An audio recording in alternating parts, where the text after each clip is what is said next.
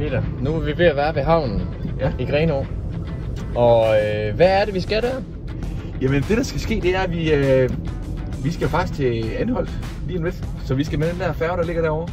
Der er simpelthen en færge derovre. Ja, det er du kan se den nu her. Jo. Men Anholt, det er jo et sted, jeg altid har glædet mig til at komme over til. Ja, det er jo en speciel ø, der ligger lidt midt ude i det hele mellem Sverige og Danmark. Det er jo det. Det er utilgængeligt. Og så har det jo noget historie. Altså, og noget mystik. Vi skal have fundet ud af, hvad går det ud på. Der er noget med en satankult. Det er nemlig det, der. Ja. Og der skal vi simpelthen have undersøgt, om den stadig består derovre. Om der er nogen, der om 400 meter, hold til højre for at fortsætte af færgevej. Og så skal vi også bare mærke broen, der er derovre. Og skal til højre her. Så skal vi mærke broen. Ja. Og have noget godt at spise. Det skal vi. Og smage på noget af deres lokale hold til højre for at fortsætte og det er Jomfruhummer. Og derefter destinationen er til venstre. Jeg har hørt, de laver deres egen... og gin.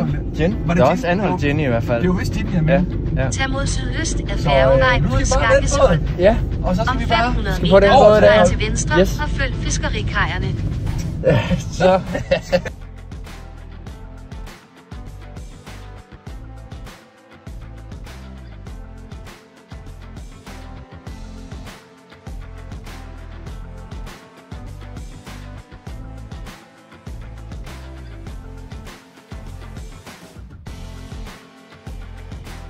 Sådan lidt roligt ro på.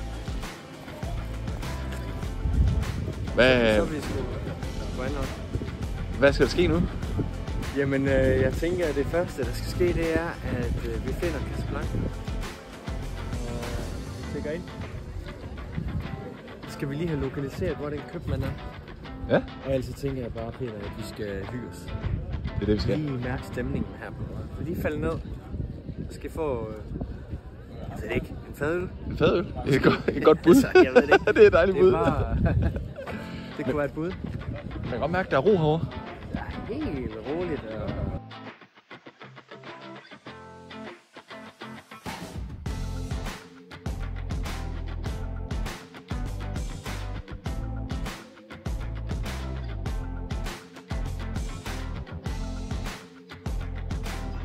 Nå, Peter, vi har fået aftensmad. Ja, det har vi jo ikke rigtig filmet, men du fik mulle. Mulle frit. Mulle frit. Og, hvad fik du? Jamen, jeg fik jo...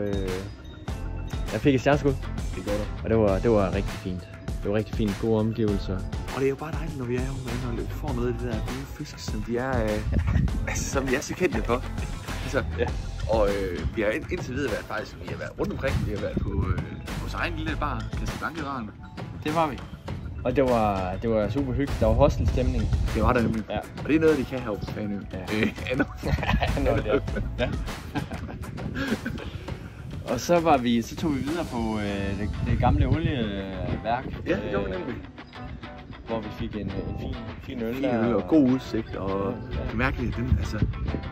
Og vi var oppe oven på tagmadrassen også. Helt, og der er virkelig god udsigt, og man kan virkelig bare mærke den der ro, der er herovre. Ja.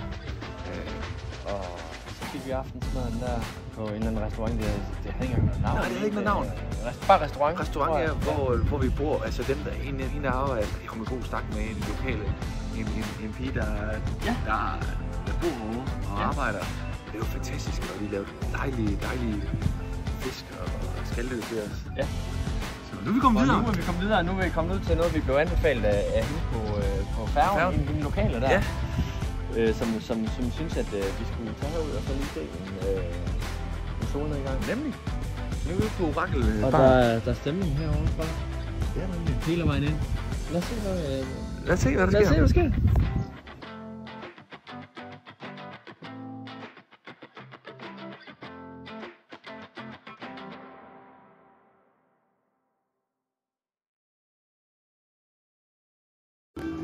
Ja, Peter, nu sidder vi jo og får en dejlig lille Negroni i et Moritz glas, som man klassisk får det her. Vi sidder med den her fuldstændig outstanding view hvor vi har set solnedgangen for cirka 20 minutter siden. Vi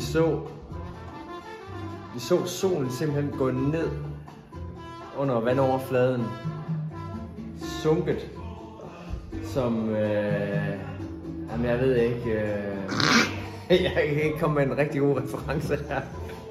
Men det var jo fuldstændig fantastisk, fordi man oplever den her jordens krumning, som man, som alle har snakket om, siden vi kom ud. Jeg har ikke været stor omkring hvordan jorden er rundt, og hvordan man oplever det her på Anholt.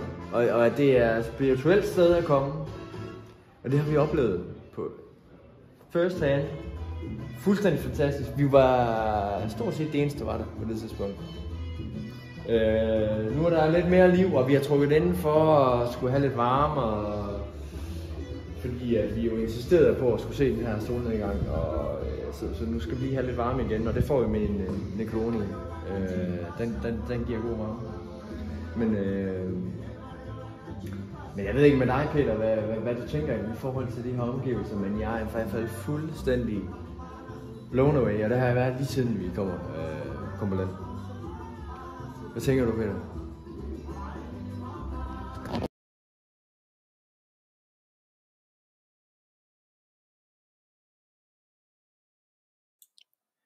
Efter en god nats søvn og lidt godt i mausen, gjorde vi klar til at komme afsted på et eventyr. Peter, du så godt? Jeg har faktisk sovet ganske udmærket. Jeg var lige oppe på tissen den gang, men nu er jeg klar. Og i dag bliver en virkelig god dag. Virkelig god dag. Der er helt vejr. Der er rimelig blå himmel, lidt småskyer, det gør ingenting her på morgenstunden. Vi er lige ved at pakke de sidste ting nu her, fordi vi tager snart afsted på tur. Ja. Vi skal simpelthen en tur rundt om Anholt. Og meget, meget spændende på at se, hvad der skal ske rundt om den tur. Fordi for det første er der meget mystik på øen stadigvæk. Og for det andet er det jo bare virkelig flot og masser af frisk luft. Så nu tager vi 1 kilometer ad gangen, så ser vi, hvad der sker. Men først skal vi have noget morgenmad, ikke? Først skal vi have lidt morgenmad. Måske en klit. Ja, så det var lidt frisk, fordi det fik det lige lidt i går.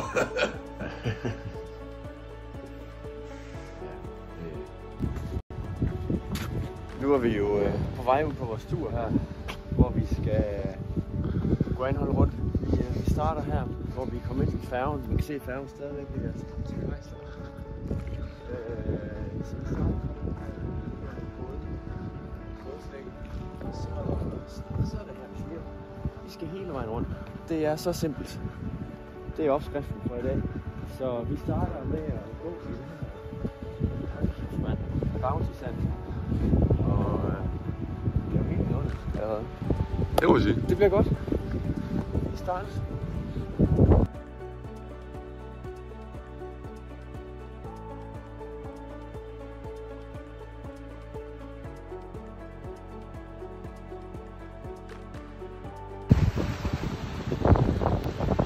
Så er vi kommet ud på, næsten ud på spidsen af Anholt.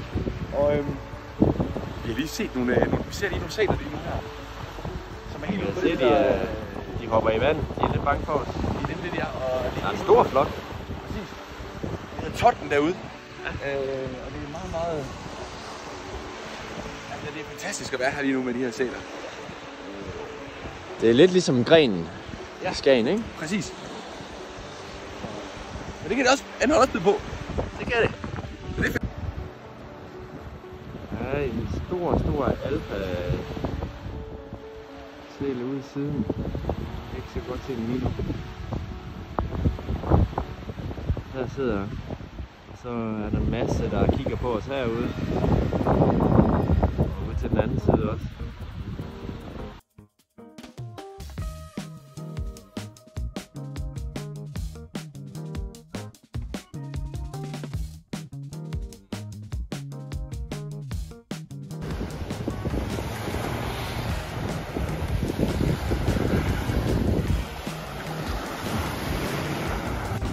Så er vi kommet tilbage til Anholt Havn efter en lang og god tur på 24 km, ikke mindre. og vi fik badet et par gange. Mega dejligt. Så nu har vi simpelthen lige valgt at tage skoene af og nyde en cola og en is. Og planen er så, at vi tager et velfortjent bad. Velfortjent bad op på vores vandrehjem. Og så skal vi simpelthen ud og se, hvad andre har bydet på af mad igen i aften. Det glæder vi os til. Amen. Efter en omgang fish and chips, hygge på hostel og en god nats søvn, så var vi klar til den sidste del af vores eventyr.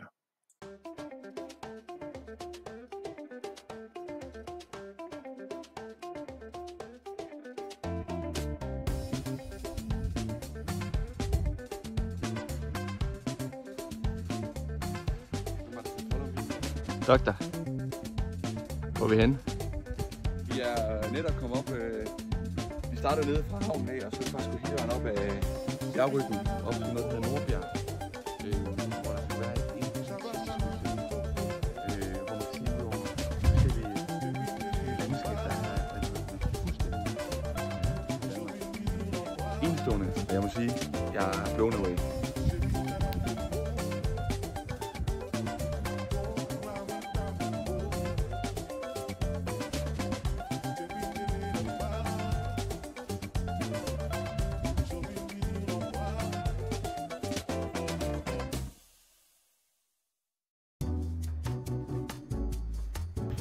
Hvad kommer vi til nu, Peter?